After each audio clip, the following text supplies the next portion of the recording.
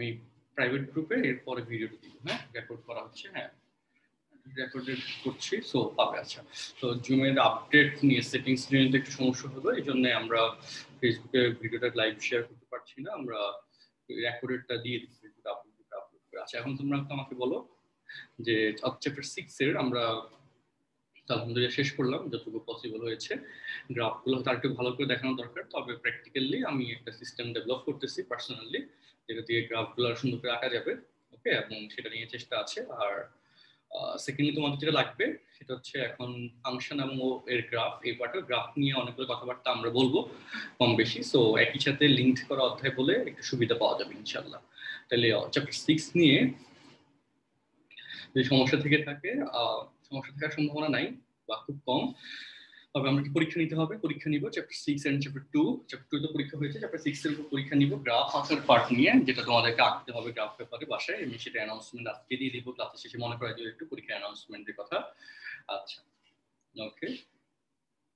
R sin x plus a এবং sin x plus a, ওকে, এই প্যাটার্নের গ্রাফগুলো চেঞ্জের ব্যাপারটা আমরা ত্রিকোণমিতি পার্টে আলোচনা করি, এটা ত্রিকোণমিতি 7 আলোচনা করা হয়, তবে ফাংশন অধ্যায়ে আমি এটা কিছু আলোচনা তোমাদেরকে করে দিব, ঠিক আছে? গ্রাফের কিছু অংশের আলোচনা আমি ফাংশন অধ্যায়ে করব, এটা শিওর থাকো।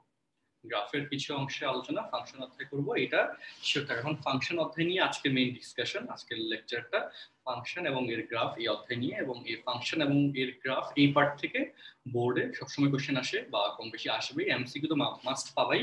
আর কমন যেসব জায়গা থেকে কোশ্চেন আসে সেগুলো আমি দেখাবো, সাথে সাথে বোর্ডের সৃজনশীল এবং এমসিকিউ এই কন্টেন্টগুলো দেখাবো, এবং লেকচারটা খুব সহজ, চমৎকার এবং সুন্দর, সো তোমাদের বোরিং লাগবে না, যথেষ্ট ইফেক্টিভলি আমাদের কন্টেন্টগুলো শেষ হয়ে যাবে। এবং আমরা কিছু হাই লেভেলের কন্টেন্ট দেখাবো, একটু ব্রেনস্টর্মিং কিছু কোশ্চেন্স প্র্যাকটিস করাবো, যেগুলো তোমার হচ্ছে বেসিক ডেভেলপে সাহায্য করবে অনেক। ওকে, তো যারা আগেও ফাংশনস ক্লাস পেয়েছো, আশা করছি কিছু দুই একটা ক্লাসের পরে নতুন অনেকগুলো কন্টেন্ট পাবে, ঠিক আছে? আপাতত আমি রেগুলার কন্টেন্টটা দিয়ে লেকচারটা স্টার্ট করে দিচ্ছি, এবং সেখানে যে যে টাইপের কোশ্চেন্স পড়তে হবে ফাংশন অধ্যায়ে সেগুলো নিয়ে আমি হচ্ছে আলোচনা করবো। আচ্ছা, ওকে। বিভিন্ন ধরনের প্রমাণ রয়েছে, প্রমাণগুলো নেসেসারি না, হ্যাঁ। আচ্ছা, ওকে, সো সেখানে দেখো অধ্যায় 7 অধ্যায় 8 ফাংশন এবং এর গ্রাফ, খাতা কলম নাও, ফাংশন ও এর গ্রাফ, ফাংশন ও এর গ্রাফ অধ্যায় 8। আচ্ছা, সো এই অধ্যায় নিয়ে আমরা এখন ডিসকাস করতে যাচ্ছি। তো এই অধ্যায়ের পরে আমাদের যেখান থেকে কোশ্চেন্স আসে অ্যাকচুয়ালি বোর্ড পরীক্ষায়, সেটা লিখে রাখবো ডোমেইন রেঞ্জ। অনেক রকমের ফাংশনের ডোমেইন রেঞ্জ আমরা দেখবো, এবং শর্টকাটটা দেখবো। তারপর হচ্ছে ইনভার্স ফাংশন,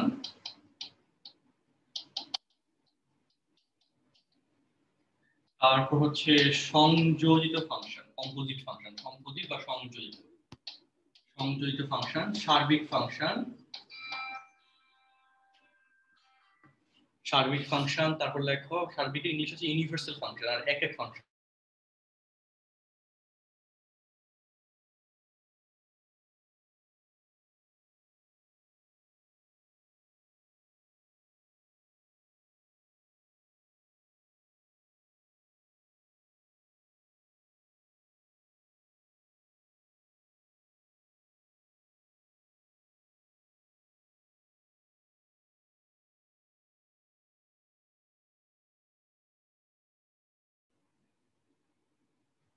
সংযোজিত মানে কম্পোজিট, হ্যাঁ, কম্পোজিট ফাংশন, ইউনিভার্সাল ফাংশন, এক এক ফাংশন মানে হচ্ছে ইউনিট ফাংশন বলে, হ্যাঁ। আচ্ছা, ওয়ান ওয়ান ফাংশন বলে, এক এক ফাংশনকে ওয়ান ওয়ান ফাংশন বলে, এগুলোর কোশ্চেন আসে। ওকে, সার্বিক ফাংশন বা ইউনিভার্সাল ফাংশনের প্রমাণ চায়, 9 থেকে তোমরা শিখে আসছো, ওইটা আমরা ফলো করবো, তবে কিছু জায়গায় কিছু চেঞ্জ আছে, সেগুলো নিয়েও আমরা কথা বলবো, এবং কিছু বেসিক জায়গায় কিছু কাজ করা লাগে অধ্যায় লেকচারে, সেগুলো নিয়ে কথা বলা হবে। কারণ সার্বিক বা সংযোজিত সহজ সমস্যা হয় না, সার্বিক এবং এক একের মধ্যে একটু গ্যাঞ্জাম আছে, সেটা নিয়ে আমরা একটু আলোচনা করবো। তো ফার্স্ট অফ অল, এটা এই যে অধ্যায়গুলো, এটার সাথে হচ্ছে আমাদের ফাংশনের মান নির্ণয়, ফাংশনের ভ্যালু ডিটারমিনেশন, এন্ড হচ্ছে ক্লাসিফিকেশন, এগুলো দরকার হয়। আর এগুলো স্পেসিফিক্যালি ক্লাসিফিকেশনের মধ্যে এই ক্লাসিফিকেশন গুলো বেশি দরকার হয়। ক্লাসিফিকেশনের অনেক রকমের ক্লাসিফিকেশনস আছে, ওকে, তবে এই ক্লাসিফিকেশন গুলো বেশি দরকার হয়। আচ্ছা, যারা 9-10 চ্যাপ্টারটা ভালো করে করেছো তাদের জন্য সহজ হবে, আর যারা করো নাই সমস্যা নাই, আমি বেসিকটা সেভাবে বলে দিব। আচ্ছা, তো এখন কোথায় আসে দেখো, ফাংশনের কেসে এটার প্রথম যে স্ট্রাকচারটা বা স্টেপটা ফাংশন হওয়ার জন্য সেটা হচ্ছে রিলেশন বা অন্যয়। খুব সহজ করে ব্যাখ্যা দিব, সবাই একটু মনোযোগ দাও। খুব অল্প কথায় ব্যাখ্যা দিব, বেশি কথা পেঁচাবো না, খুব অল্প কথায় ব্যাখ্যা দিব। সো রিলেশন বা অন্যয় এটা কিভাবে আসছে সেটা একটু বলি। অন্যয় বা রিলেশন, এক্স এবং ওয়াই এর মধ্যে যে সম্পর্ক দেখো সেটাকে আমরা একটা অন্যয় বা রিলেশন বলতে পারি। আর সেই অন্যয় বা রিলেশনকে একটা স্পেসিফিক শর্তের আন্ডারে ফাংশন হিসেবে নামকরণ করা হয়। সো অ্যাকচুয়ালি অন্যয় বা ফাংশন কি সেটা বোঝার জন্য আমাদের কার্টেসীয় গুণস্থের এটা একটু সম্পর্কে আইডিয়া রাখতে হবে। ওকে, কার্টেসীয়, আমি একদম বেসিকটা দেখা দিচ্ছি। কার্টেসীয় গুণস্থের, ওকে, কার্টেসীয় গুণস্থের, কার্টেসিয়ান ক্রস প্রোডাক্ট। কার্টেসীয় গুণস্থের English term Cartesian cross product. আচ্ছা, গুণস্থের এটা হচ্ছে এরকম যে এ, লাইক ধরো এর এলিমেন্ট হচ্ছে আমাদের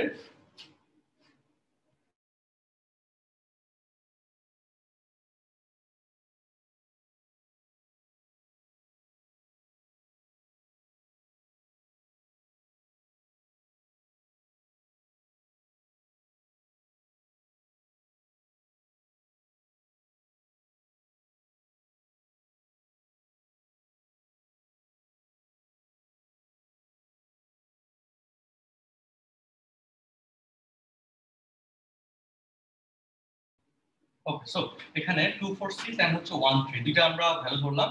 এন্ড এই জায়গায় তুমি যদি a ক্রস b করো তাহলে কি আসে দেখো 2 1 2 3, তারপর 4 1 4 3, তাই না? এন্ড হচ্ছে 6 1 6 3।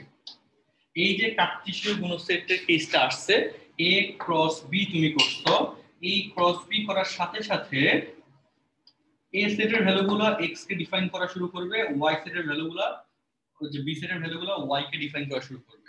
অর্থাৎ বিলংস টু x, y, মানে বলা যাবে a belongs to x, b belongs to y। And এই ক্ষেত্রে প্রথম ভ্যালুটা x, পরের ভ্যালুটা y কে ইন্ডিকেট করে। প্রথম ভ্যালুটা x কে ইন্ডিকেট করে, পরের ভ্যালুটা y কে ইন্ডিকেট করে।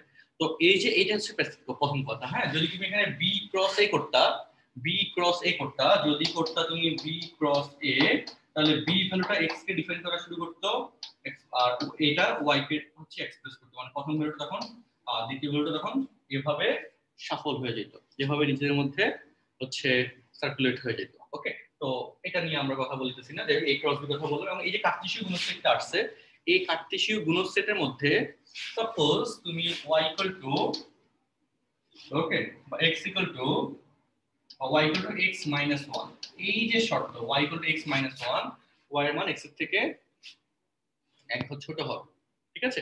তাহলে সেক্ষেত্রে বলো, এই যে এটা হচ্ছে x এর মানকে ডিফাইন করে, এটা হচ্ছে y এর মানকে ডিফাইন করে, তাই না? ওকে, তাহলে সেই ক্ষেত্রে এটা x এর মান থেকে এক ঘর কম, তাহলে x এর মান 2 হলে y এর মান হচ্ছে 1, x এর মান 4 হলে y এর মান হবে 3, x এর মান 6 হলে y এর মান হবে 5, কিন্তু y এর মান 5 কি আছে? নাই। তাহলে এই শর্তে তুমি এখানে একটা সেট নিতে পারতেছো, যে সেটের মধ্যে 2 1 থাকবে আর 4 3 থাকবে। আমি জাস্ট এটা একটা র‍্যান্ডম শর্ত নিছি, হ্যাঁ, যে কোনো শর্ত দিতে পারে বা থাকতে পারে। 2 1 এবং 4 3 থাকবে, ঠিক আছে? 2 1 এন্ড 4 3 এটা আসলো, 2 1 আর 4 3 আসলো। এখন এই কেসে এই জায়গায় এই প্রথম উপাদান হচ্ছে x, দ্বিতীয় উপাদান হচ্ছে y, প্রথমটা x, দ্বিতীয় উপাদান হচ্ছে y, এদের মধ্যে এই সম্পর্কটা বিদ্যমান না, তাই না? কোন সম্পর্ক বিদ্যমান? y ইকুয়াল টু আমাদের x মাইনাস 1, এই শর্ত তো বিদ্যমান। এই যে একটা শর্তের আকারে, কার্টেসীয় গুণসেট থেকে একটা শর্তের আকারে আমি এলিমেন্ট পিক করছি, বাছাই করছি, সিলেক্ট করছি, সেক্ষেত্রে এদের মধ্যে একটা সম্পর্ক বিদ্যমান, এটাকেই ম্যাথের ভাষায় বলা হয় অন্যয়, ইংলিশে বলে রিলেশন। আমি প্রকাশ করলাম R1 দ্বারা। ওকে, তারপর ধরো তুমি এটাও বলতে পারো, ধরো y x greater than y, suppose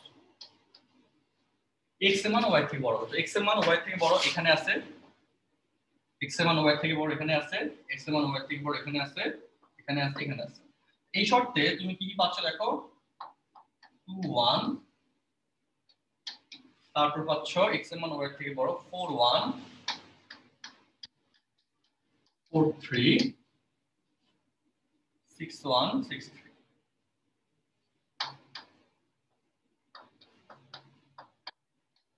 x এর মান y এর থেকে বড় এই শর্তে তুমি এখানে উপাদান বাছাই করছো না, বাছাই করছো।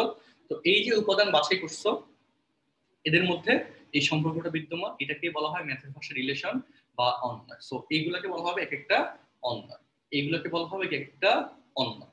এই অন্বয়ের ডোমেন রেঞ্জ আছে। সো এই অন্বয়ের ডোমেন রেঞ্জ কোনটাকে বলা হবে? এই অন্বয়ের এখানে যে x এবং y এর ভ্যালু আসছে সেই x এর ভ্যালু প্রথমটাকে বলা হয় ডোমেইন, আর y এর ভ্যালু যেটাকে বলা হয় রেঞ্জ। ডোমেন বা রেঞ্জের মধ্যে কথা হচ্ছে ডোমেন হচ্ছে ইনপুট, রেঞ্জ হচ্ছে আউটপুট, তাই না? x গ্রেটার দেন y, এটা জাস্ট একটা শর্ত দিচ্ছি নিজের মতো করে।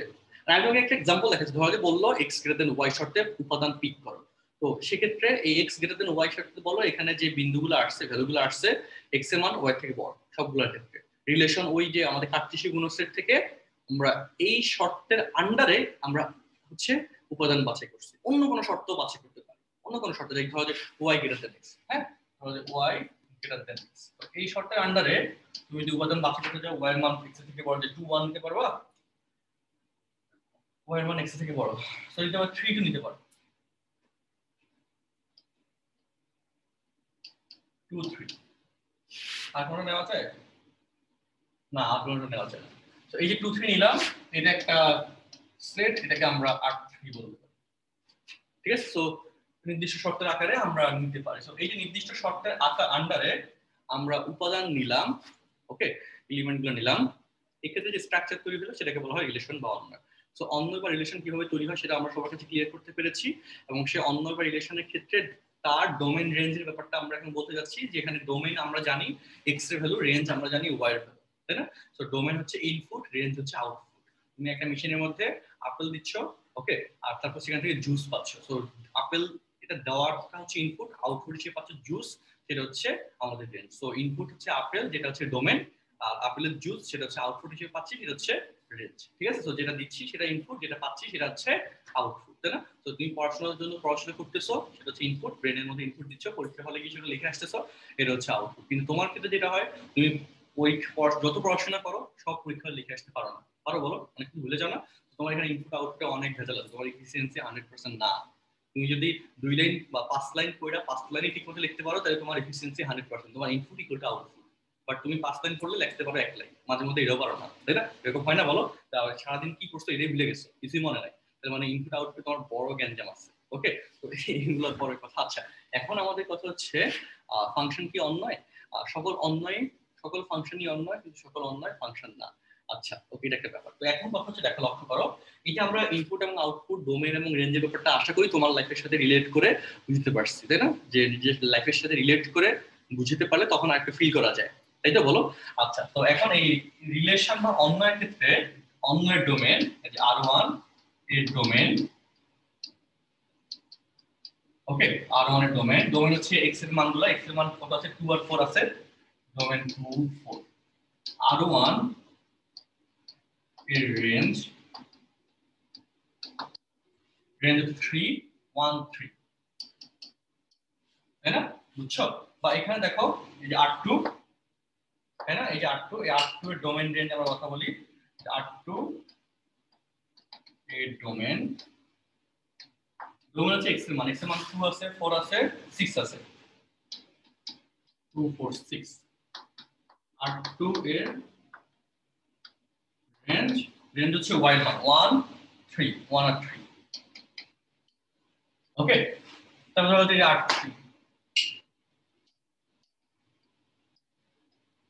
R3 এর ডোমেন কত আছে? x এর মান 2, R3 এর রেঞ্জ 3। তো বলো, অন্যয়ের ডোমেন এবং রেঞ্জ ক্লিয়ার না? অন্যয়ের ডোমেন এবং রেঞ্জ ক্লিয়ার। এবং এখানে R1 বিলংস টু A এবং B সেট, তাই না?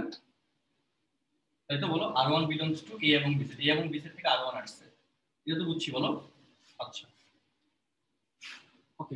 আচ্ছা, এখন কথা হচ্ছে দেখো, তাহলে এইটুকু নিয়ে সবার কাছে মানে সবাই ক্লিয়ারলি বুঝছো কিনা সেটা একটু আমাকে কমেন্ট বক্সে জানাও বা আনমিউট করে। এখন রোজার মধ্যে টাইম 3টে ফিক্সড, হ্যাঁ? যারা টাইম নিয়ে কনফিউজড, রোজায় আসলে ক্লাস বেশি নেওয়া খুব কষ্ট হচ্ছে, আর ইফতারের পরে ক্লাস নিতে পারি না, খুব মুসিবত। রোজার জন্য টাইম 3টে ফিক্সড, হ্যাঁ? তো ক্লিয়ার না সবাই কমেন্টে জানাও। মানে অন্বয় গঠন করার প্রসেস নির্দিষ্ট শর্তের আকারে, এগুলো পরীক্ষা আসবে না, এগুলো বেসিক। তারপর এই অন্বয়ের ডোমেন রেঞ্জ খুব ডাল ভাত অঙ্ক, ক্লিয়ার আলহামদুলিল্লাহ। এখন অন্বয়ের পর হচ্ছে বিপরীত অন্বয়, ইনভার্স অন্বয়। Okay, inverse relation. So inverse relation, inverse relation practically চিন্তা করে তুমি জুস দিচ্ছ আপেল পাচ্ছ, এটা ভয়ঙ্কর ব্যাপার। তাহলে দেখো ইনভার্স রিলেশনের ব্যাপারটা হচ্ছে এরকম, দেখো এই R1 R2 R3 উল্টায়া যাবে। যদি R1 হচ্ছে belongs to A cross B এর থেকে আসে, R1 ইনভার্স এটা হবে B ক্রস A, উল্টায়া যাবে, উল্টায়া যাবে। ঠিক আছে, তাহলে দেখো R1 যদি এটা হয় 2 1 4 3 R1 ইনভার্স R1 হচ্ছে 2 1, তাহলে হবে R1 ইনভার্স হবে 1 2, আর 4 3 তাহলে হবে 3 4, উল্টা যাবে। বা R2 ইনভার্স, R2 হলো হচ্ছে কত 2 1, আর R2 অনেকগুলো, হ্যাঁ 2 1 জায়গায় হবে 1 2 1 4 3 4 1 4 3 4, তারপর হচ্ছে 1 6 3 6, তাই না? দেখা যাচ্ছে তো, বলো।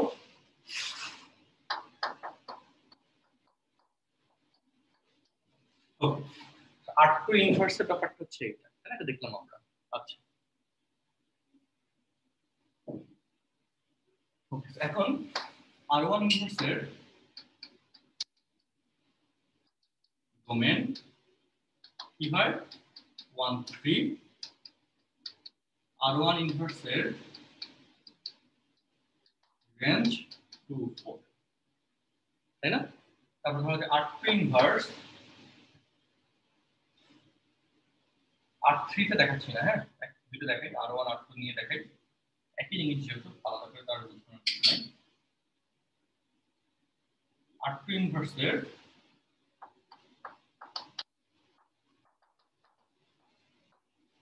ডোমেন কত 1 3, আর R2 ইনভার্সের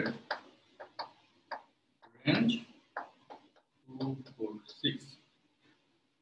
ওকে, তাহলে R1 ইনভার্সের ব্যাপার এবং R2 ইনভার্সের এই ব্যাপারটা ক্লিয়ারলি আমরা মোটামুটি রিলেট করতে পারছি। তবে এখানে একটা নতুন জিনিস দেখানোর জন্য আমি এগুলো লিখতে বলছি, মানে দেখাচ্ছি। সেটা হচ্ছে দেখো, সেটা হচ্ছে লক্ষ্য করো R1 এর ডোমেন 2 4 আর R1 ইনভার্সের রেঞ্জ 2 4, তাহলে সমান ডোম অফ R1।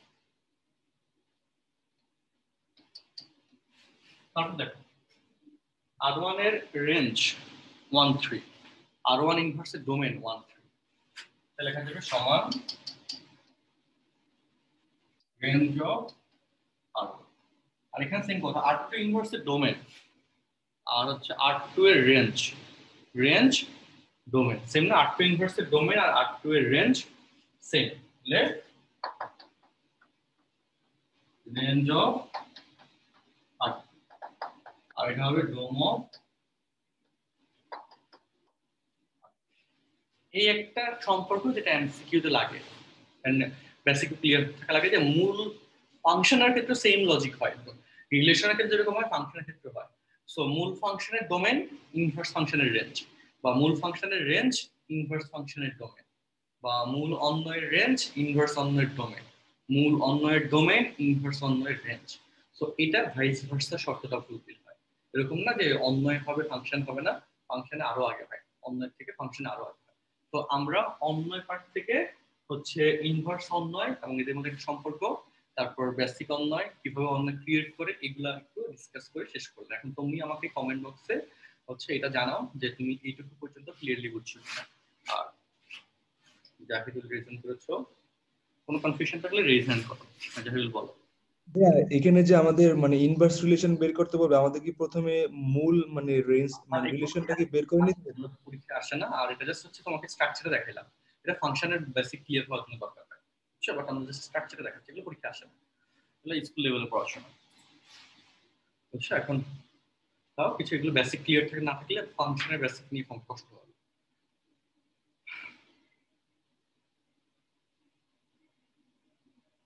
এখন অন্য থেকে আমরা কোথায় যাব? ট্রান্সফার হবো, ফাংশনে কনভার্ট হবো।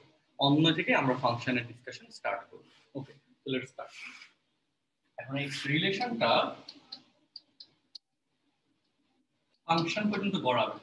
অনেকে আমরা এই কলেজ লাইফে রিলেশনে থাকি, আর আমাদের প্র্যাকটিক্যাল লাইফে ফাংশন বলতে ধরো বিয়েকে আইডেন্টিফাই করব, আর রিলেশন বলতে ধরো বিয়ের পূর্বের ফ্রেন্ডশিপ বলো বা রিলেশনশিপ বলো, যেটাই বলো, সকল রিলেশন ফাংশন পর্যন্ত গড়ায়, সকল সম্পর্ক কি বিয়ে পর্যন্ত গড়ায়? মানে সিনিয়রদের হয়তো দেখেছো, হয়তো দেখো না, বাট আমি প্র্যাকটিক্যালি বেশি দেখেছি যে কলেজ লাইফ বা university first year, second year, third year বা সিনিয়ররা যারা ছিল, ম্যাক্সিমামে যে রিলেশনশিপ গুলোতে ছিল, ম্যাক্সিমামে হচ্ছে বিয়ে পর্যন্ত গড়ায় নাই, হাতে গোনা কিছু বিয়ে পর্যন্ত গড়ায়, অর্থাৎ ফাংশন হতো। সো এটাই হচ্ছে মেইন কথা, ম্যাথমেটিক্যালি এক্সপ্লেইন করা যায় সকল রিলেশন ফাংশন পর্যন্ত গড়া হয় না, বাট ফাংশনটা রিলেশনের মধ্যে থাকে।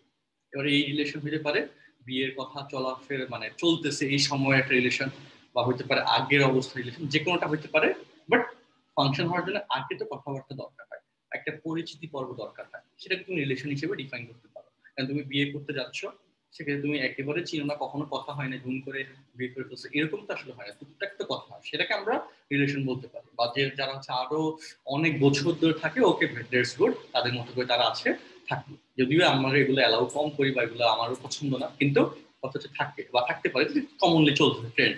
সো সেটা ফাংশন পর্যন্ত গড়াইতেও পারে, না গড়াইতে পারে। এন্ড সেই কেসটা হচ্ছে কথা যে আমাদের গড়ানোর জন্য ম্যাথমেটিক্যালি শর্ত কি সেটাকে আমরা দেখবো, এবং এর সাথে প্র্যাকটিক্যাল লাইফের শর্তগুলো রিলেট করা যায়, অনেক সুন্দর রিলেট করা যায়, সেগুলো দেখায় না, বাট এখন লক্ষ্য করে আসুন, একটা রিলেশন বা একটা অন্যকে তখনই ফাংশন বলা যাবে, কখন ফাংশন বলা যাবে সেটা নিয়ে এখনকার কথাবার্তা। একটু খাতা লেখো, আমি লিখে দিচ্ছি, সহজ করে লিখে দিচ্ছি। ওকে, ধরো রিলেশন এটা হচ্ছে subset or equal to a cross b, যেটা আমরা এতক্ষণ ধরে ধরলাম, ঠিক আছে? এবং এখানে এই রিলেশনটা অবশ্যই ফাঁকা সেট না, অবশ্যই ফাঁকা সেট না, মানে কোনো রিলেশন নাই, এই কেস না। ওকে, তো সেক্ষেত্রে ফাঁকা সেট যদি না হয় তবে আর একটি রিলেশন, তাই না? এটা হচ্ছে রিলেশনের শর্ত, যেটা আমরা দেখলাম, তাই তো? এবার কথা হচ্ছে আর কে ফাংশন বলা যাবে, অর্থাৎ তাদের রিলেশনশিপটা বিয়ে পর্যন্ত গড়াবে তখন যখন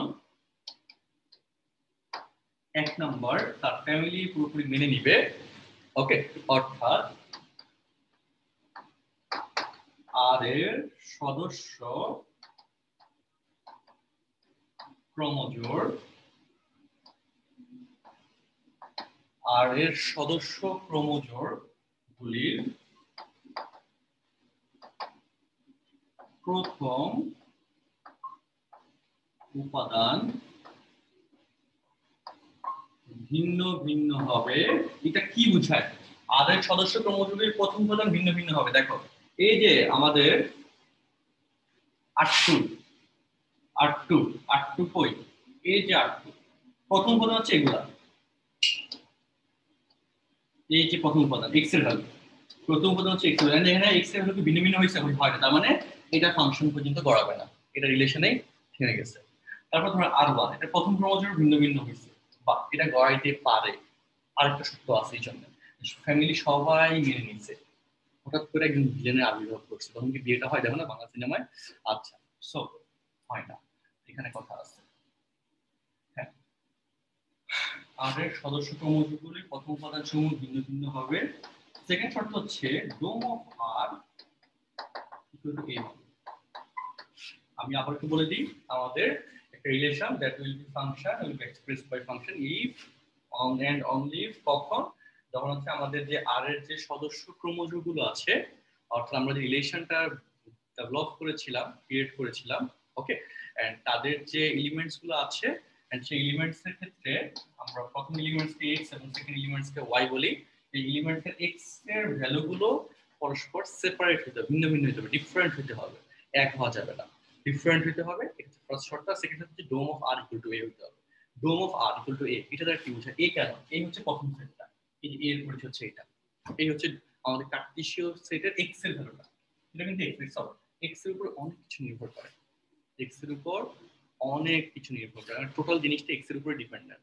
কারণ ওয়াই ইকুয়াল টু তুমি এক্স এর ফাংশন লিখতেছো, এক্স এর স্বাধীন চল হিসেবে যাচ্ছে, এক্স এর উপরই নির্ভর। কেন দুই জায়গায় দেখছো এক্স স্বাধীন চল, y equal to x plus one, তুমি যে লিখতেছিলা একটা ফাংশন, এক্স এর মান বসালে ওয়াই এর মান পাচ্ছ, এক্স কে স্বাধীন, ওয়াই হচ্ছে কঠিন, সো এক্স এর মানটা ফ্যাক্টর।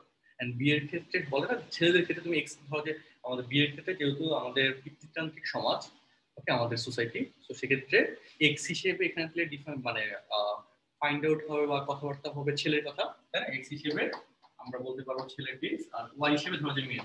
ওকে, তো এখন ছেলে উপর বিয়ের ক্ষেত্রে আমাদের ফাংশন মানে বিয়ের পিসে ছেলেদের ভূমিকা কিন্তু সবচেয়ে বড় মেজর ফ্যাক্টর হিসেবে থাকে, ঠিক কিনা?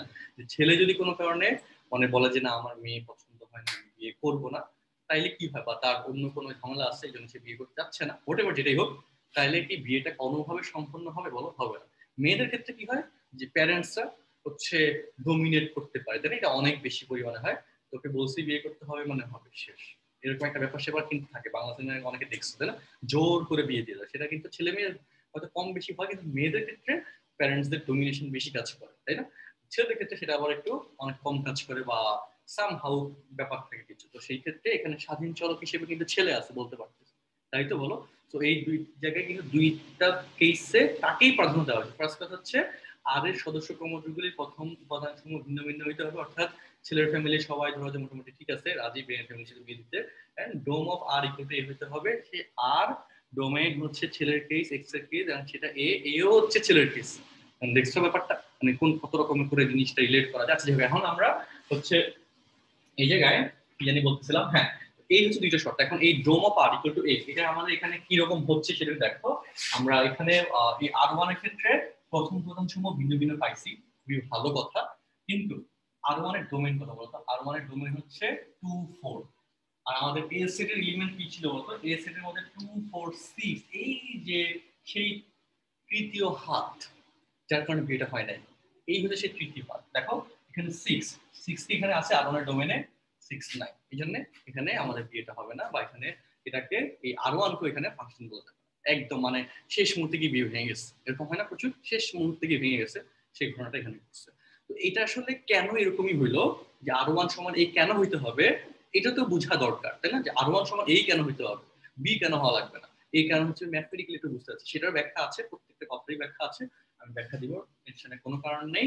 আগে একটু আমাকে বলো যে এই দুটা শর্ত বা এইটুকু পর্যন্ত মোটামুটি ক্লিয়ার হয়েছে কিনা সেটা একটু বলো, বা এইটুকু লেখা খাতা শেষ হয়ে গেছে কিনা, মোটামুটি ক্লিয়ার হচ্ছে কিনা সেটা একটু বলো।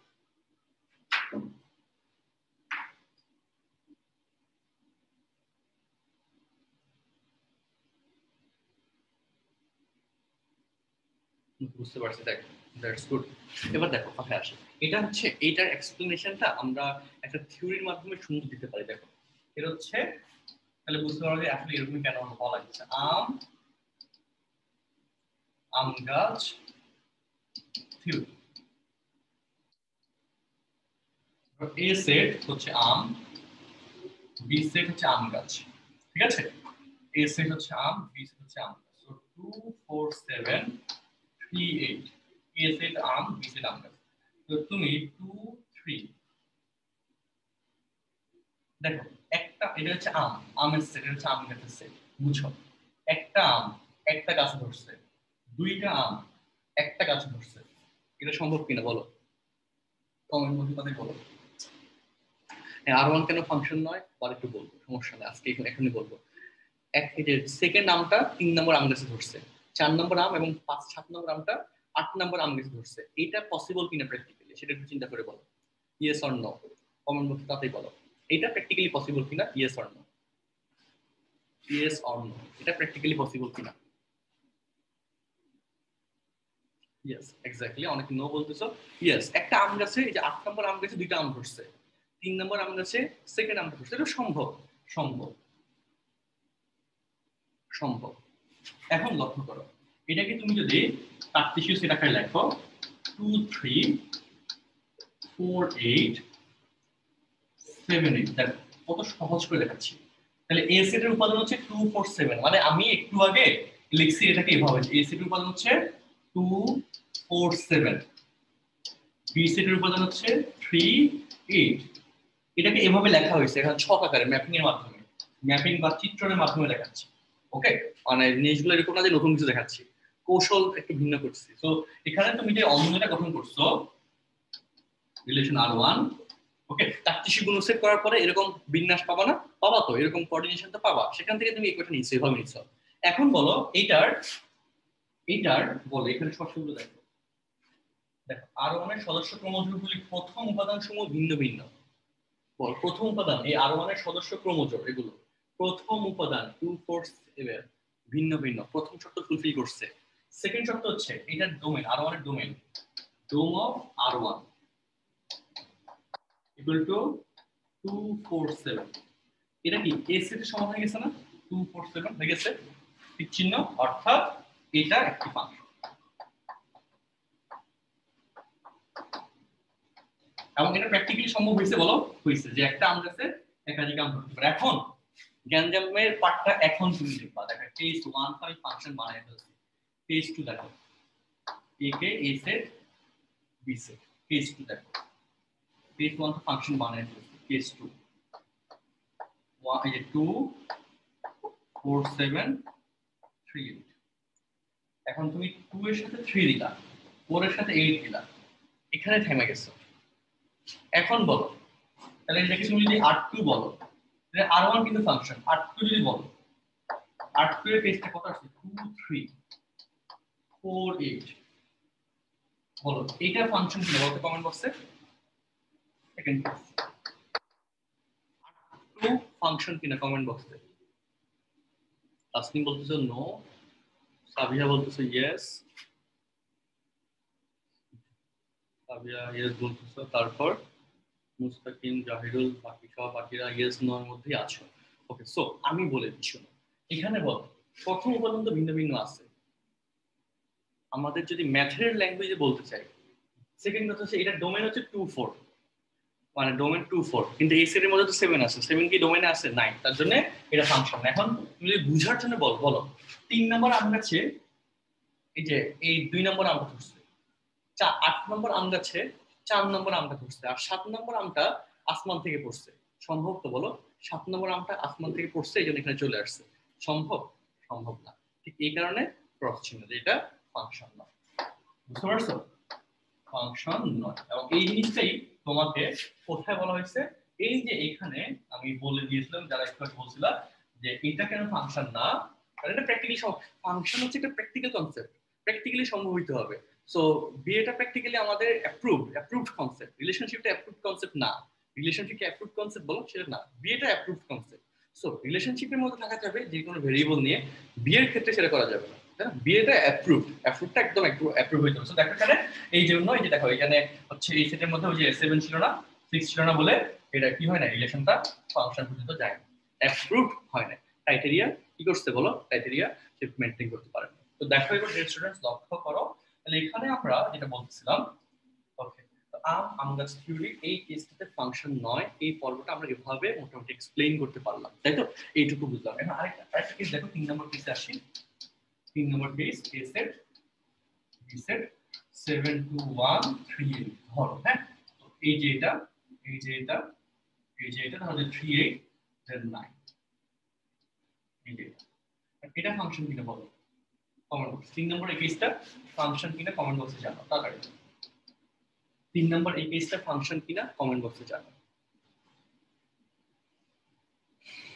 আচ্ছা, হ্যাঁ, সাবিহা, তারপর খলিল, ইফাত, দীপু সবাই মোটামুটি না বলতেছো। কেন না বলতেছো দেখো, 1 নম্বর আমটা 9 নম্বর আম গাছ থেকে ধরছে, পসিবল।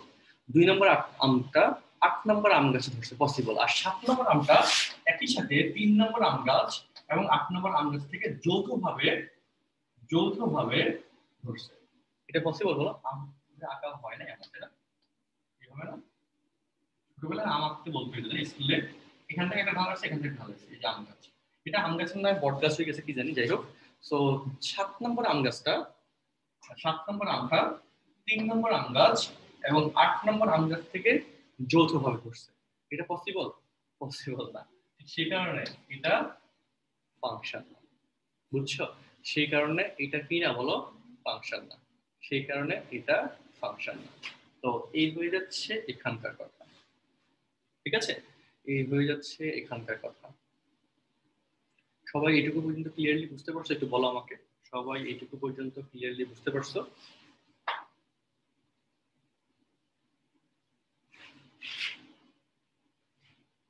দুই নম্বর কেসটাতে কি হয়েছিল? দুই নম্বর কেসটাতে হচ্ছে আমাদের সবগুলো এলিমেন্ট ইউজ হয় নাই।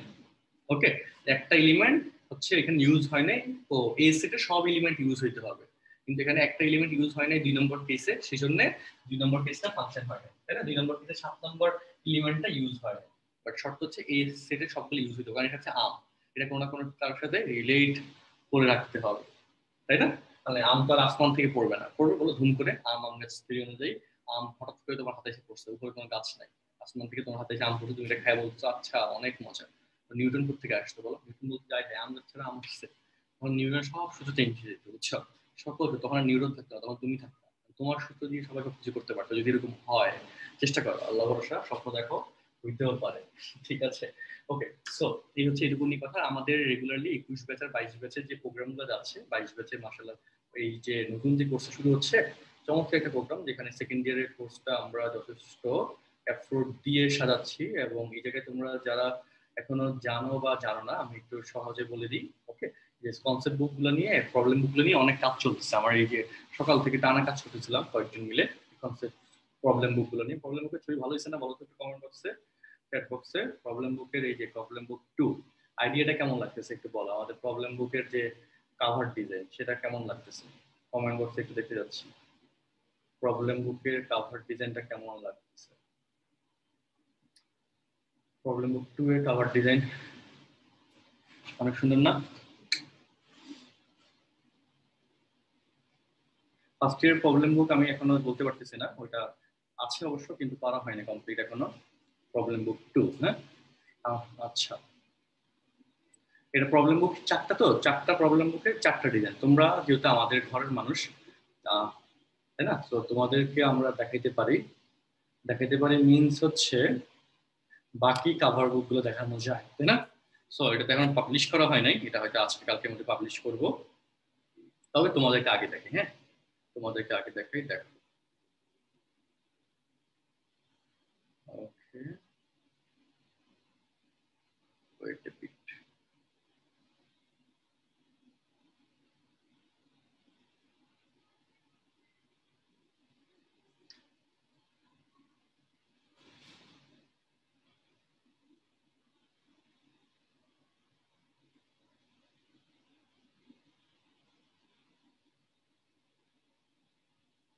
আচ্ছা, দাঁড়াও, পাচ্ছি না কেন? একটু অন্য কেন পাচ্ছি না?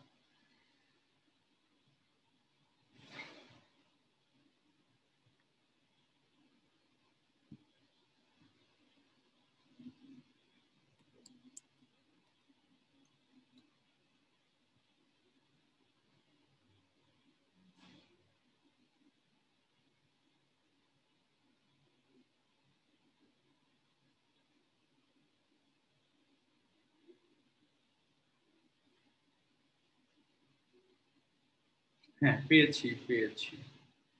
ওকে, দেখ, সাহিবা, সাহিব সাবিয়া না, আচ্ছা আমি ভুল করতেছিলাম, দুঃখিত।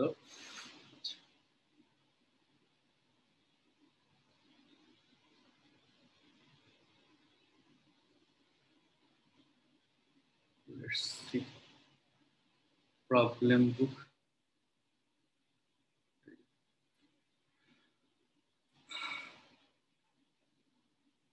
এই হচ্ছে প্রবলেম বুক 3। প্রবলেম বুক 3 এটা কি ভালো লাগতেছে? কেমন লাগতেছে একটু বলতো?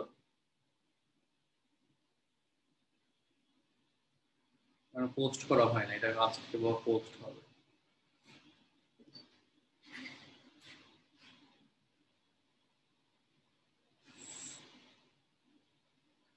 কারিশমেটিক, হ্যাঁ, আচ্ছা।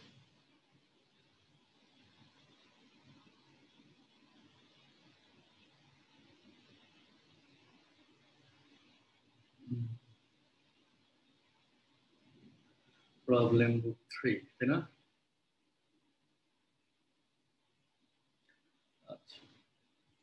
বইটা এত মোটা বলতে আরেকটু চিকন হবে। এটা আসলে কি হচ্ছে, ওই যে যে ডিজাইনার সে হচ্ছে সামহাউ কিউরিওসিটি বইয়ের পার্টটা ফলো করছে, এই জন্য এই সমস্যাটা।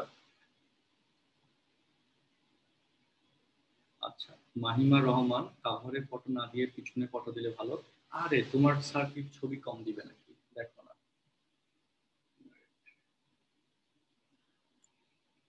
পিছনে ছবি আছে, হ্যাঁ, পিছনের ছবিটা কিরকম আমি তোমাদেরকে দেখাই। পিছনের ছবিটা এআই ফাইলে আছে বুঝছো? আচ্ছা, প্রবলেম বুক 4টা তোমাদেরকে দেখানো হয় নাই। প্রবলেম বুক 4, হ্যাঁ, it's the problem book 4। Problem book 4 কেমন লাগতেছে?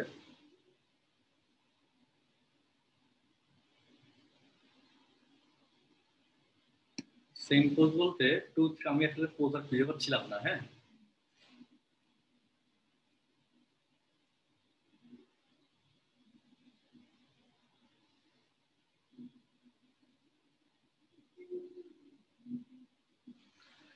হ্যাঁ, 3 আর 4 মোটামুটি একই প্যাটার্ন।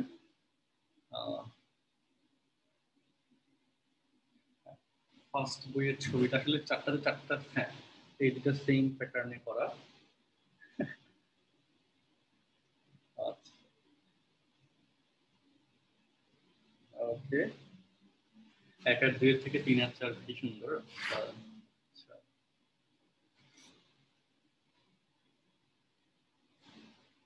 হ্যাঁ, আবিদা, হ্যাঁ। আচ্ছা, হ্যাঁ, আমি বলি বইয়ের ব্যাপারটা একটু বলি, হ্যাঁ, যে আমাদের যে বইয়ের ইস্যুসটা সেটা হচ্ছে যাদের পেমেন্ট স্টাইলটা আমরা দিয়েছিলাম, এবং তোমরা যারা আগে থেকে পড়ছো আমাদের ব্যাচে, তারা আসলে ফার্স্ট ইয়ারে আমরা বইগুলো তো পাও নাই, স্বাভাবিক কথা। ফার্স্ট ইয়ারে আমরা এগুলো এনশিওর করা হয় নাই মান্থলি বেসিসে, আমাদের লজিস্টিকটা কম ছিল। তো ওইগুলো আস্তে আস্তে ডেভেলপ করতে করতে এখন এই পর্যায়ে এসে পৌঁছাইছে। এবং ফার্স্ট ইয়ারে যারা পড়েছে তারা দেখো, যারা এপ্রিল থেকে মানে যারা অলমোস্ট ব্যাচ 1 2 3 4 এর দিকে আছে, প্রথম দিকে ব্যাচে ছিল, তারা যেটা করেছে যে জুলাই থেকে শুরু করা হয়েছিল। জুলাই আগস্ট, আগস্ট থেকে ঘটনা, August September October November December January February March April, যেটা 9 মাস কিন্তু হয়ে গেছে। আর যারা আগস্ট থেকে জুলাই থেকে শুরু করছে তাদের 10 মাস, অর্থাৎ তাদের অলরেডি ফিস 10,000 টাকার মতো পে হয়ে গেছে বা 9,000 টাকার মতো পে হয়ে গেছে, তাই না?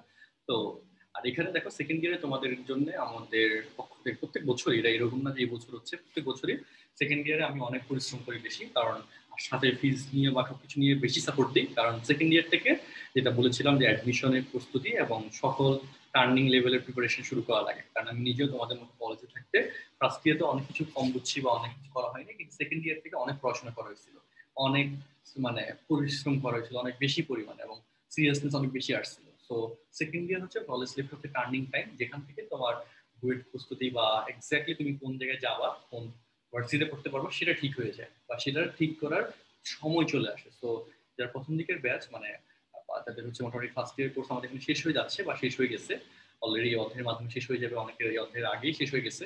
ওকে, যে অনেকগুলো ব্যাচে আগের দিকে যেগুলো পড়াইছিলাম সেগুলোতে ফাংশন পড়াইছিলাম অলরেডি একবার। তো তাদের হচ্ছে সমস্যা নেই, তাদের তো সুবিধা, এই প্রথম ব্যাচ থেকে শুরু করতে পারতেছে, এবং প্রথম ব্যাচে স্পেশাল কিছু ব্যাপার আছে। আর যারা শেষ করতে পারো নাই, একদম রিসেন্ট ব্যাচ, যেগুলো ব্যাচ তারুণ একদম রিসেন্ট ব্যাচ, তাই না? ব্যাচ বর্ণমালা একদম রিসেন্ট ব্যাচ, ব্যাচ 10 ডিসেম্বরে শুরু হয়েছে, একদম রিসেন্ট ব্যাচ। এগুলো বাদে আগের যে ব্যাচগুলো আছে সবাইকেই বলবো সেকেন্ড ইয়ারের কোর্সটা শুরু করতে। আর এই একদম রিসেন্ট যে ব্যাচগুলো শুরু হয়েছে আমাদের, যারা একদম নতুন ব্যাচ, তাদের হচ্ছে একটু ওয়েট করো, যে যদি পসিবল হয় লোড নিতে পারো তুমি, বলতেছি না তাদের, তবে লোড নিতে যদি পারো, যে সময় আছে পড়ে আমি শেষ করব, তাইলে ওকে, তুমি দুটো ব্যাচই কন্টিনিউ করলা। আর যদি লোড দিতে না পারো তাহলে একটু ওয়েট করো, ঈদের পরে হতে হতে আমাদের অনেকগুলো কন্টেন্ট আরো পড়ানো হয়ে যাবে। ঈদের পরে আমরা আরেকটা ব্যাচ শুরু করব, সেখানে তখন তুমি জয়েন করতে পারবে। ঈদের পরের ব্যাচটা মেইনলি মেডিকেল ডেডিকেটেড হবে, medical dedicated second year batch. এবং যে মেডিকেল ডেডিকেটেড ব্যাচে সেকেন্ড ইয়ারের কোর্সের সাথে আমরা ভার্সিটি অ্যাডমিশনের বড় একটা অংশ আমরা কাভার করে দেবো, কারণ ভার্সিটি অ্যাডমিশনের কেসটা মেডিকেল স্টুডেন্টদের জন্য অনেক বড় একটা মানে হেজিটেশনের পয়েন্ট হয়ে দাঁড়ায়। তো ওইটা একটা ব্যবস্থা আমরা করতেছি, প্ল্যান আছে। তো এখনো সেটাও কিন্তু পাবলিশ করা হয় নাই।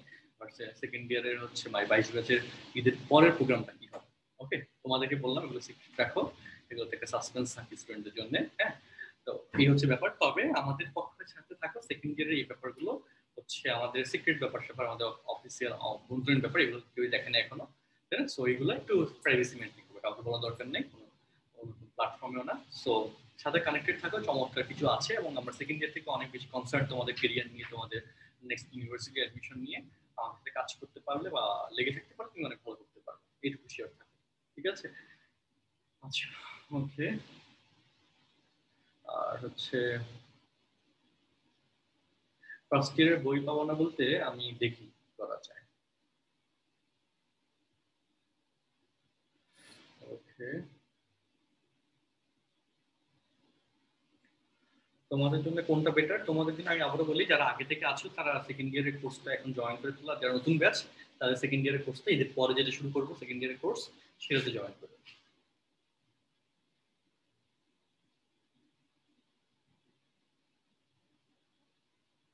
না, নেক্সট সেকেন্ড ব্যাচ, এদের পরে ব্যাচটা বইয়ের ডেডিকেট করার সুযোগ নাই, কারণ প্রেশার নেওয়া যাবে না, একটা সমস্যা আছে।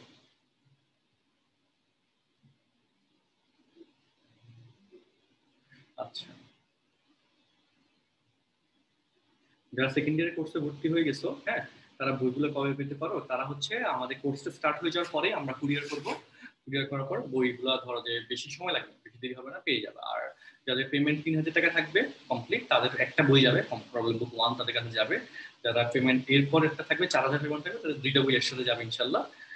আর হচ্ছে যাদের পেমেন্ট ফুল থাকবে তারা হচ্ছে 2বারের সবগুলো বই পেয়ে যাবে, এর একটা ব্যবস্থা আছে। হ্যাঁ, আচ্ছা আচ্ছা।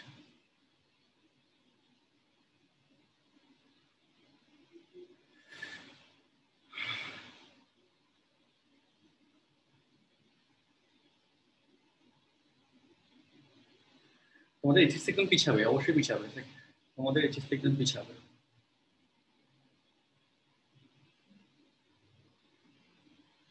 না, যারা আমাদের রিসেন্ট ব্যাচগুলোতে আছো, সেকেন্ড ইয়ার কোর্সে ভর্তি হয়ে গেছো, একটু পড়াশোনা করতে পারলেই হবে, লোড দিতে পারবে, সমস্যা হবে না। আমরা তো ভালোভাবে পড়াবো, সব ব্যাচে ভালো করে পড়াবো, সমস্যা নেই।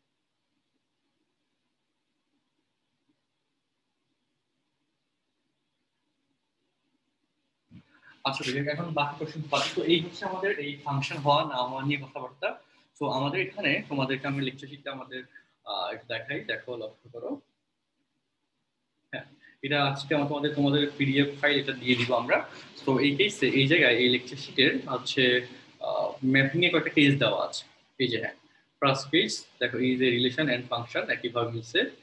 Second case, third case, fourth case, এটা আজকে দিয়ে দিব লেকচারের পরে, ফিফথ কেস। ওকে, তো এই জিনিসগুলো তোমরা একটু দেখে নিও, যেখানে লেখা আছে ফাংশন হবে কি হবে না এগুলো নিয়ে। তারপর ডোমেইন কোডোমেইনের ব্যাপারটা আছে। ওকে, তো আর বয়বধির একটা ব্যাপার আছে, সেটা আমরা জানবো, আলোচনা হবে ইনশাল্লাহ। আর হচ্ছে ফাংশনের ক্লাসিফিকেশন যে পার্টটা একটু বলে দিই, শোনো। এই যে ফাংশনস এর classification, different kinds of function, এই যে এক, তারপর সার্বিক, তারপর এই যে bijective, that is injective plus surjective, মানে এক এবং সার্বিক যদি হয় এক হচ্ছে, তাদেরকে বাইজেক্টিভ ফাংশন বলে। তারপর ইনভার্স ফাংশন, তারপর অভেদক ফাংশন, ধ্রুবক ফাংশন, সংযোজিত ফাংশন, তারপর বহুপদী ফাংশন, এটা বহুপদী নিয়ে একটা পুরো অধ্যায় আছে। তারপর মূলদীয় ফাংশন, দ্বিঘাত ফাংশন, একমাত্রিক ফাংশন, ত্রিকোণমিতিক, বৃত্তীয় ফাংশন, বিপরীত বৃত্তীয় ফাংশন, সূচকীয়, লগারিদমিক। লগারিদমের মধ্যে দুইটা কনসেপ্ট, সাধারণ এবং যে স্বাভাবিক, এগুলো নিয়ে আলোচনা আমরা ক্লাসে করব।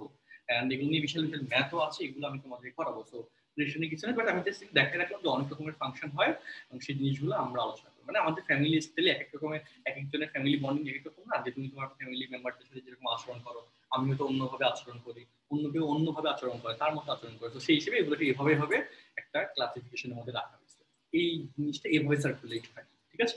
তো আমাদের আজকের লেকচারে আমরা ফাংশনের ফেজটা বা ফাংশন কিভাবে হয় সেটুকু পর্যন্ত দেখলাম।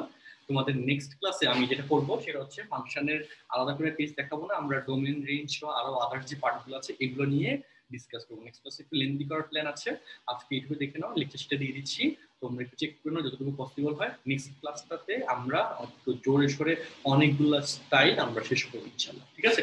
আজকে ক্লাসে এই পর্যন্ত রাখা হচ্ছে, কারো কোনো কোয়েশ্চেন থাকলে রেজ হ্যান্ড করা আছে। আরিয়ান রেজ হ্যান্ড করেছো, আরিয়ান বলো।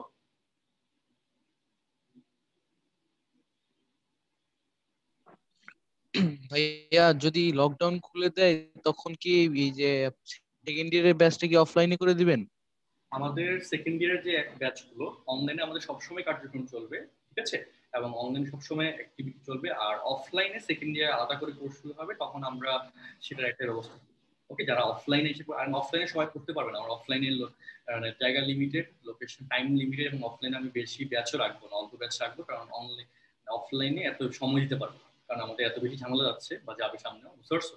অফলাইনে যারা ভর্তি হইতে চাইবে তখন একটা অ্যাডমিশন টেস্ট দিয়ে আমাদের অফলাইন ব্যাচগুলোতে এনরোল করতে হবে। আমাদের ঈদের পরে যদি কলেজ খুলে দেয় তখন জায়গা দেওয়ার সম্ভাবনা একেবারে নাই, মানে সুযোগ নাই যে রুম কোয়ালিটি আছে। সো যারা অফলাইন ব্যাচে জায়গা পাবে না তাদের অনলাইনে শিফট হতে হবে, আর অফলাইন ব্যাচে তখন একটা অ্যাডমিশন টেস্ট দিয়ে ভর্তি হতে হবে। এটা হবে তখনকার আমাদের কালচার বা তখনকার স্ট্রাকচার, বুঝতে পারছো? জি ভাইয়া। আচ্ছা, ওকে। তারপর অবিদিত ইসলাম বলো।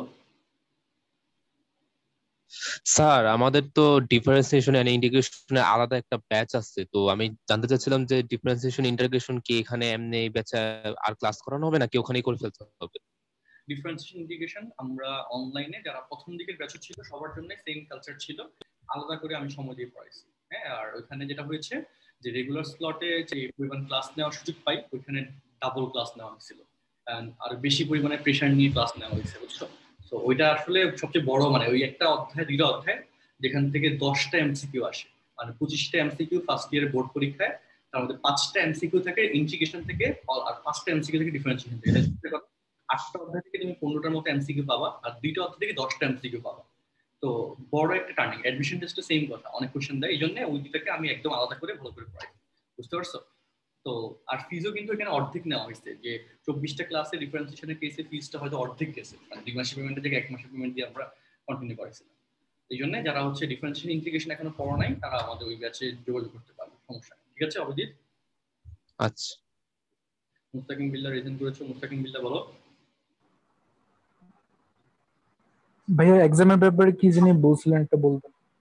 এক্সামের ব্যাপার হচ্ছে আমাদের সামনে অফলাইন ব্যাচে যারা আসবে, অফলাইন ব্যাচে রিসেন্টলি যারা জয়েন করছে তাদেরটা আলাদা করা থাকবে, সমস্যা নেই। আর যারা কলেজ খোলার পরে অফলাইন ব্যাচ যেগুলো স্টার্ট হবে, হয়তো সেকেন্ড ইয়ারে আমরা 2টা অফলাইন ব্যাচ রাখতে পারবো, 2টা বা ম্যাক 2টা বেশি রাখার প্ল্যান নাই ফার্ম গেটে। সো এই কেসে ধরো 2টার মধ্যে 60-120 জন পাবে, কিন্তু আমাদের স্টুডেন্ট কোয়ান্টিটি আরো অনেক বেশি, অনেক বেশি। এই জন্য এই 2টা অফলাইন ব্যাচের জন্য আমাদের একটা শর্ট অ্যাডমিশন টেস্ট নেওয়া হবে যারা অফলাইন ব্যাচের জন্য যাচ্ছে। আর অনলাইন ব্যাচের জন্য হয়তো এটার সমাধান ভালো লাগবে না, যারা অফলাইনে জায়গা পাবে না, পড়ার সুযোগ পাবে না, তাদেরকে অনলাইন ব্যাচে করতে হবে, বুঝতে পারছো? তাদের অনলাইন ব্যাচে একটা সুযোগ পাবে। ভাইয়া আমি বলছিলাম স্যার, ভাইয়া ইউনিট 6 এর উপর এক্সামের কথা বলছিলাম। আচ্ছা, ইউনিট 6 বলছিলেন এর এক্সামের ক্লাসের শুরুতে মনে করে দিতে। আমরা একটু পরে এই যে তোমাদের কাছে, হ্যাঁ ভালো কথা, ইউনিট 6 এর এক্সামের কথা ক্লাসে প্রথমে বলছিলাম, সেটা আমরা গ্রাফের একটা এক্সাম দিব। হ্যাঁ, গ্রাফ পেপারে তোমরা আমি আজকে ক্লাস পোস্ট করে দিব, যেটা পরীক্ষা সিস্টেম যেটা হবে যে আমি তোমাকে র্যান্ডমলি 3টে বা 4টা ফাংশনের গ্রাফ দিব, ফাংশন দিব রেঞ্জ অনুযায়ী। তোমাকে কি করতে হবে, গ্রাফটা বাসায় আঁকতে হবে, এন্ড তুমি একটু সময় নিয়ে আঁকো, দ্যাটস গুড। আমি প্রথমবারে বেশি প্রেশার দিব না, 4টা বা 5টা ফাংশন দিব, এইগুলো নির্দিষ্ট স্টাইল অনুযায়ী যে গ্রাফের স্ট্রাকচারটা যাবে সেটা সুন্দর মতো গ্রাফ পেপারে এঁকে আমাদের যে প্রাইভেট গ্রুপ মিনস হচ্ছে হোমওয়ার্ক সাবমিশন গ্রুপ, সেই হোমওয়ার্ক সাবমিশন গ্রুপে তোমাকে দিতে হবে। এন্ড এটা দেওয়ার পরে তারপরে হচ্ছে আমরা আরেকটা পরীক্ষা নিব নতুন গ্রাফ দিয়ে, মানে একটা পরীক্ষা দিব তখন, যেখানে হচ্ছে তুমি নির্দিষ্ট সময়ের মধ্যে গ্রাফটা এঁকে আমাদের কাছে সাবমিট করতে হবে, তখন হবে সেটা। ওকে, আর ইনিশিয়ালি আমি আজকে বা কালকের মধ্যে গ্রাফের কোশ্চেন্সটা তোমাদের গ্রুপগুলোতে দিয়ে দিব, যে এই 5টা গ্রাফ খাতায় এঁকে ঠিক মতো এঁকে তুমি গ্রুপের মধ্যে জমা দাও। আর ওই গ্রাফগুলো যদি কোনো সমস্যা হয়, ওই গ্রাফগুলো নিয়ে আমি একটা ভিডিও বানাবো, হ্যাঁ, যে যেভাবে তোমার গ্রাফ আঁকা লাগবে ওইটার কৌশলগুলো নিয়ে, বিন্দু বসানোর ব্যাপারটা নিয়ে একটা ভিডিও আমি দেওয়ার ট্রাই করবো, আলাদা করে বানিয়ে দেওয়ার ট্রাই করবো। এতে কি হবে, তোমাদের গ্রাফের বিন্দু বসানোর যে সমস্যা সেটা আরো সলভ হয়ে যাবে, কারণ এখন ইনিশিয়ালি সে ভিডিও দিব না, আর আগে তুমি নিচে আঁকার সময় দেখবা যে কিছু কিছু সমস্যা তুমি ফেস করছো স্টিল, তারপর যখন আমার কাছ থেকে আরো সহজ কৌশলে দেখবা তখন তোমার মাথায় ভালোভাবে জিনিসটা সেট হয়ে যাবে। তো এটা ছাড়া আমি আর আলাদা কোনো কৌশল পাচ্ছি না যেটা দিয়ে গ্রাফটা তোমাদেরকে আরো ভালো করে শেখানো যায়। ঠিক আছে? আচ্ছা, ওকে। সো আচ্ছা, তাহলে আমাদের আজকের লেকচার এই পর্যন্ত রাখা হচ্ছে, পরবর্তী ক্লাসে আমাদের পরের অংশগুলো নিয়ে ডিসকাস করা হবে। আল্লাহ হাফেজ, আসসালামু আলাইকুম।